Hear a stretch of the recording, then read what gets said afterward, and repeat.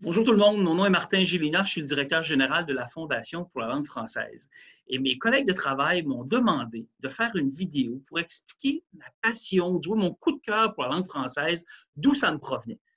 Le premier mot, ou du moins la première image, la première personne qui me sont venues à l'esprit, c'est ma mère. Ma mère, Marie-Thérèse, qui a 82 ans bientôt en juin, qui vit en confinement dans cette période-ci et qui est à la maison en ce moment à Trois-Rivières. Alors, je l'appelle et je veux lui faire découvrir quel est mon coup de cœur pour la langue française et lui poser quelques questions. On va voir ce que ça va donner.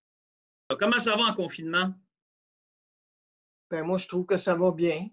Regarde, je ne sais pas si tu peux voir ici. Oh, je ne suis pas du bon côté. Tu vois Oui, ici oui, oui, le oui, petit écusson, du moins ce que je porte sur. Et c'est ouais, marqué Je parle français par cœur. Et il y a un petit oui, cœur ici. Et ça, oui, on a fait faire ces petits écussons-là pour le lancement de la campagne de financement de la Fondation pour la langue française. Alors, je le porte fièrement. Et ben oui. justement, parlant de la Fondation pour la langue française, mes collègues de travail m'ont demandé, parce qu'on a sorti, maman, des vidéos qu'on appelle nos coups de cœur. Alors, les coups de cœur, c'est des vidéos qui laissent la parole à des gens qui s'expriment sur leur amour pour la langue française. Là, ils m'ont dit, Mhm. toi, Martin, aimerais-tu en faire une vidéo et aimerais-tu inviter quelqu'un ou aurais-tu quelque chose de spécial à dire? Et la première personne qui m'est venue à l'esprit lorsqu'ils ont parlé de ça, c'est toi. C'est ma Ah, mère. ben, c'est bien normal, oui. Non, mais attends, là. C'est toi parce que je considère, ma petite maman d'amour, que à tes 4 enfants, c'est ce que tu as légué, entre autres, de plus beau. Ton amour pour la langue française. Et je sais que depuis notre jeunesse, tu nous as toujours encouragés à bien parler le français et surtout à Oui. bien l'écrire. Je me suis toujours vanté que ma mère donnait des trucs de français pour apprendre plus rapidement notre français. Peux-tu donner un exemple des trucs que tu leur donnes? Juste faire rire le monde là, un peu. Là. Oui, mais écoute, oui, c'est vrai.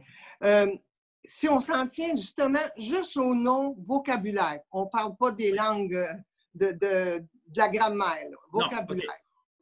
Mettons qu'un jeune fait une dictée puis il hésite entre deux mots. Oh, comment je l'écris, je ne le sais pas. Je leur disais, m'a donné un truc. Je ne te dis pas qu'il est totalement infaillible, bon. Mais tu écris ton mot des deux manières que tu penses. Tu prends un papier et tu l'écris des deux façons. Puis tu le regardes. Puis il y en a un qui va te dire, oh, il n'y a plus d'allure, celui-là. Bien, c'est le bon.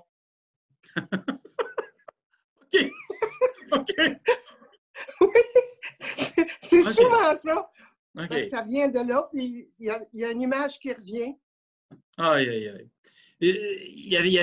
Bon, c'est sûr que les si mangent les raies qui me viennent à l'esprit, puis Oh tout, oui, oui, oui, tu oui, nous a oui. dit Puis aussi. les Quand... accords des participes passés avec avoir, là. Oui, oui, ah, ben ça c'est difficile. Là. Les tomates que j'ai mangées, là, Oui, mais moi, j'ai un truc, mais j'ose pas le donner parce qu'il est pas orthodoxe, ben, en Ah langue non, française. l'Académie française va t'appeler. Ben, ils vont peut-être m'appeler ou ils vont peut-être me dire, hey, c'est un bon truc, mais c'est pas grammaticalement parlant qu'il est bon. C'est un OK, truc. Un OK. truc, c'est pas une leçon. On le dira pas, on va garder ça entre nous deux. Vas-y, dis-le. C'est quoi ton truc pour les C'est participes fou, passés? hein? Je dis aux enfants, tous les participes passés s'accordent. Là, ils disent, non, non, non, c'est pas vrai. Sauf un, celui qui est avec le verbe avoir, si son complément est placé après le verbe. Les autres s'accordent toutes. Celui qui est seul, celui qui est avec être, celui qui est avec avoir avant, il n'y a rien qu'un qui ne s'accorde pas s'il est placé après ton verbe avoir. C'est tout. C'est tout. Mm. Puis Mm. avec ça, je rencontre des élèves des fois, puis ils me disent, et qu'on s'en rappelle de ton truc, on ne fait plus de fautes. Ah oui, hein? Mm. Bon. Ben, moi, dernièrement, j'ai vu des gens encore avec C'est beau la vie. C'est beau la vie. S apostrophe EST. Qu'est-ce que tu leur dis pour plus qu'ils mêlent le C apostrophe et le S apostrophe? Mais c'est bien facile quand tu peux dire cela est beau. Cela est beau, c'est C C'est C apostrophe. apostrophe. Ben oui. Parce que le C apostrophe, il remplace cela.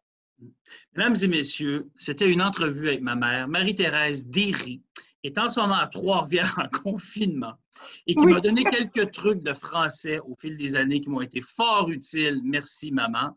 Mais je veux juste rappeler à mon public en ce moment qui nous regarde que je bats quand même ma mère à l'occasion au Scrabble. OK, là? Ah ben oui, ça, mais ça, c'est pas vrai parce que c'est pas pareil, parce que des fois, tu triches aussi.